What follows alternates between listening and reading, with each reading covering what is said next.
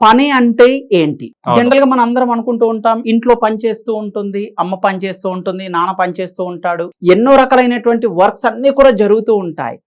మరి ఇక్కడ యూత్ కి కావలసినటువంటి వాళ్ళకి సూటబుల్ అయ్యేటువంటి పనిని ఎలా సెలెక్ట్ చేసుకోవాలి, అదే మనం ఈ రోజు డిస్కస్ చేయబోతున్నటువంటి ఒక పెద్ద టాపిక్. పని అంటే ఏంటి, ఎలాంటి పని మనకి సెట్ అవుతుంది, అది మనం ఈ రోజు మనం డిస్కస్ చేసుకుందాం. ఓకే.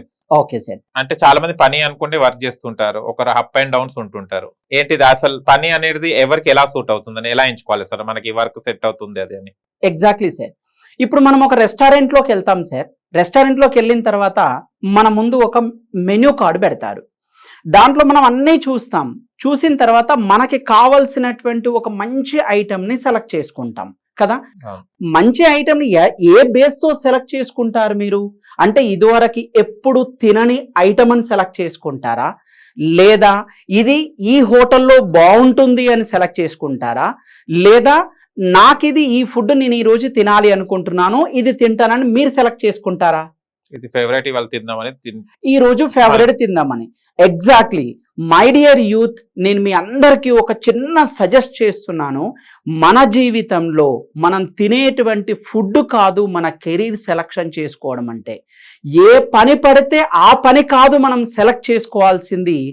నిన్ను పూర్తిగా జీవితంలో నిలబెట్టేటువంటి పనిని నువ్వు టేకప్ చేస్తే దాంట్లో ఎక్స్పీరియన్స్ వస్తుంది, నీ లైఫ్ సాఫీగా సాగుతుంది.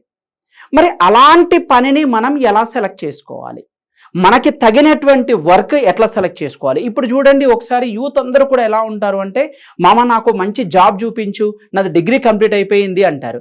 ఏం జాబ్ చేస్తారంటే, ఏదున్నా చేస్తా నేను, నాకైతే జాబ్ చూపించు అంటారు. అంటే యువతలో ఎలాంటి భావాలు ఉన్నాయంటే, నువ్వు పని చేయడానికి ఇష్టపడుతున్నావా, లేదా నువ్వు మనీ కోసం కష్టపడుతున్నావా?